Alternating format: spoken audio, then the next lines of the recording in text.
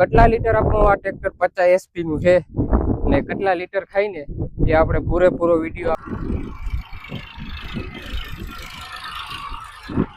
અમારે અટાણે હેવીમાં હેવી ચડાવી દીધો પ્લોટિયા માથે ફાઇનલી મિત્રો હવે હે ને 14 સેકન્ડ રહી અને જો ભાઈ આપણે એવરેજ ની વાત કરીને તો ડીઝલ નાખી દીધું તો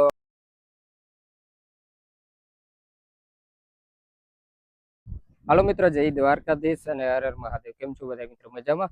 અને આજે આપણે મિત્રો આઈસર નું 551 ટ્રેક્ટર ની પંચિયામાં એવરેજ કાઢવાની છે. તો આ ટ્રેક્ટર કેટલું એવરેજ કલાકે આપે ને આપણે એ જોવાનું. પણ કલાકે કેટલા લીટર આપણું આ ટ્રેક્ટર 50 એસપી નું છે ને કેટલા લીટર ખાય ને એ આપણે પૂરેપૂરો વિડીયો આપણા ચેનલમાં જોવા મળશે. તો તમે નવા મિત્રો હોવ ને તો આપણા ચેનલને સબસ્ક્રાઈબ કરી નાખજો અને ફેસબુકમાં હોય તો ફોલો કરી નાખજો. બધા ખેડૂત મિત્રોને શેર કરજો. અને આપણે આ 50 એસપી નું ટ્રેક્ટર છે, તમે જોઈ શકો. અને અટાણે આપણા ટાંકી તમે જોઈ શકો ફૂલ ભરાઈ ગઈ. તો આ ઉપરથી તમે જોઈ શકો ટાંકી આપણે આંગર વધીને થોડીક એટલી ઓછી છે, તો પાછી એટલી ઓછી રાખશું આપણે ફૂલ. આમ એક ખાસ તમને કહેવાનું કે ઘણા મિત્રો છે ને સેન્સિંગ ની એમ કે સેન્સરમાં તમે રાખો ને તો બગડી જાય. સેન્સર ભાઈ બગડતું નથી. સેન્સરમાં તમે જેટલું રાખશો ને એટલું ટ્રેક્ટરને દાબ ઓછો પડશે, ટાયરો ઓછા ફેરવશે અને ટ્રેક્ટરમાં દાબ હાવ ઓછામાં ઓછો પડશે, કારણ કે સેન્સિંગ કામ કરીએ. ને ઘણા મિત્રો છે ને વચમાં ટોપલિંગ નાખે નકર ઉપર નાખે, અને સેન્સિંગ કામ ના કરે ને ટાંગા ફેરવા રાખે. ટાંગા ફેરે અને ટ્રેક્ટરને દાબમાં જ હાલે અને વિઘાઈ ના નીકળે ને એવરેજ તમારે ના આવે. ને તમારે કાયદેસર એવરેજ લેવી ને તો સેન્સિંગમાં લિફ્ટ રાખી અને રાખવું, એટલે ટાંગો ના ફેરવે અને ટ્રેક્ટરને દાબ ના પડે. તો હવે તમે હાલો આપણે ચાલુ કરી અને કલાક કે આગળ હું તમને સમય બતાવી અને ચાલુ કરી અને કલાકે કેટલા લીટરનો એવરેજ આવે ને એ આપણે જોશું. તો ફાઇનલી ખેડૂત મિત્રો, જો આપણે એટલું ટ્રાય ચાલુ કરી છે અને ટ્રાય કરી અને હવે આપણે પેલા ગેરના હાઈમાં આંકવાનું છે ટ્રેક્ટર, અને પેલા ગેરના હાઈમાં આંકવાનું છે. તો વીઘામાં તો આપણે અંદાજ મારી લેવું કેટલું થાય. અને હવે તમને કલાકનો ટાઈમર હું બતાવી દઉં. ને આપણે આ ઘડિયાળમાં ટ્રેક્ટરમાં છે ને 5:40 થઈ ભાઈ, બતાવી દે. 5:40 થઈ છે, તમે જોઈ શકો. જો 5:40 થઈ છે અને આપણે અહીંયા આમાં ટાઈમર ચાલુ કરી દઈએ. 1 કલાકનું ટાઈમર રાખેલ છે, દેખાય છે ભાઈ? તો જો સ્ટાર્ટ કરી દઉં, ટ્રેક્ટર સ્ટાર્ટ કરીને પછી કરું ટાઈમર ચાલુ. તો ભાઈ જો આ સ્ટાર્ટ કરી દીધો છે ટાઈમર, અને હવે આપણે પેલા ગેરમાં ચાલુ કરી દઈએ ટ્રેક્ટર. અને કેટલી એવરેજ આપશે ને કેટલા વીઘા કાઢે ને જોશું. અને પંચિયા કેવા ફાવે ને એ આ ભાઈ તમને દેખાડશે આગળ.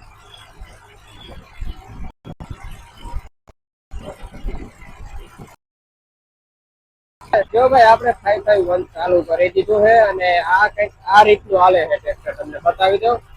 1100 આરપીએમ ઉપર ચાલુ છે ને વચવચ ક્યાંક આરપીએમ ડ્રોપ કરે, જ્યાં પંચી વધારે ફાવી જાય ને ત્યાં આરપીએમ ડ્રોપ કરે, જ્યાં લોટિયાને દોડતું અડવું કરે ને ત્યાં ડ્રોપ કરે.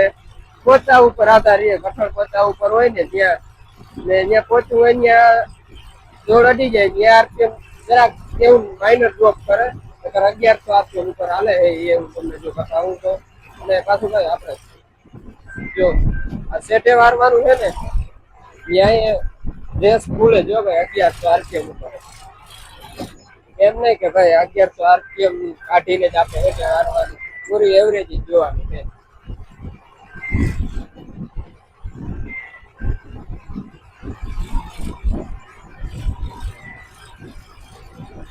આ રીતનું હાલે છે આપણો.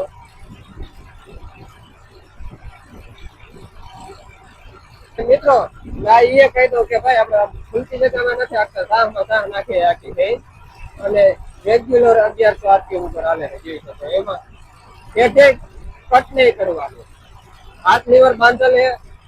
તો પૂરેપૂરો વિડીયો તમને જોવા મળશે.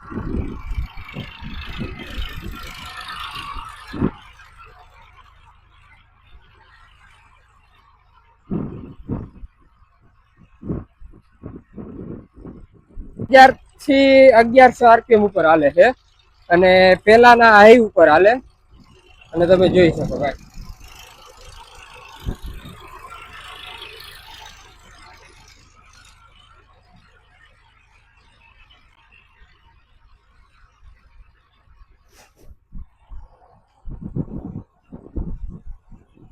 અને મિત્રો કેટલા વીઘા કાઢશે ને એ અંદાજ આવી જાય. અને આ રીતનું જો હાલે તમે જોઈ શકો ભાઈ. અમારે અટાણે હેવીમાં હેવી ચડાવી દીધો. લોટિયા માથે અને સમય હવે વાત કરું ને તો 13 મિનિટ જેવું બાકી છે.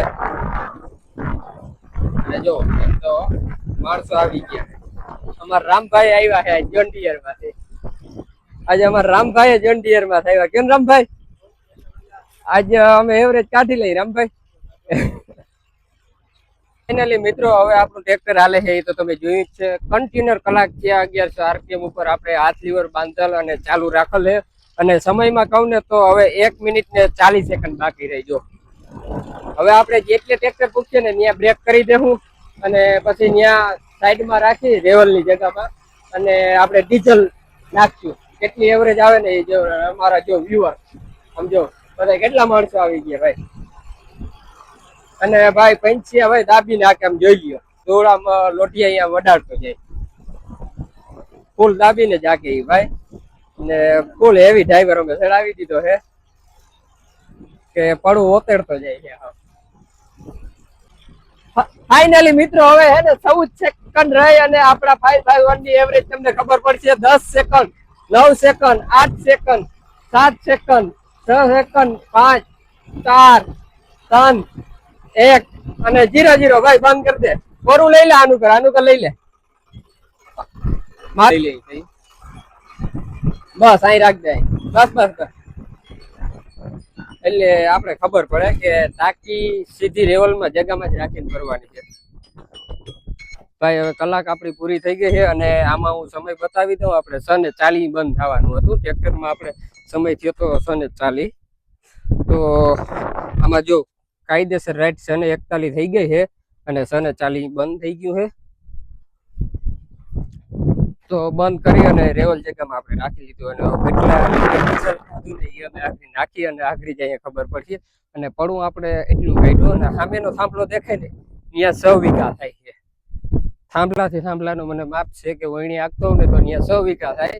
તો અડધું વયું ગયું છે, અડધા માથે વયું ગયું છે, ઓછું નહીં હોય. ફાઇનલી મિત્રો જો ડીઝલ અને કેલબા અને બધા માટીઓ છૂટી પડ્યા છે અને અમારે જોન ડિયર માંથી રામભાઈ છે અને જો બધા આવી ગયા બધા માટીઓ. તો આજે ફાઇનલી કાયદેસર 551 ની એવરેજ ખબર પડશે ને આમાં. કારણ કે વધારે માટી હોય ને તો તમને એમ થાય કે લોગમાં કે બંધ નહીં કર્યું, કારણ કે આપણે હોય ત્યાં તમને એમ થઈ જાય કે ભાઈ બંધ કર્યું છે.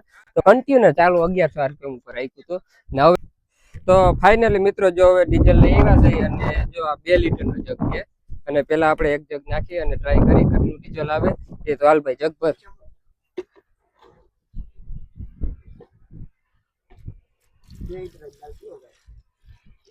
પૂરેપૂરો હો ભાઈ 2 લીટર.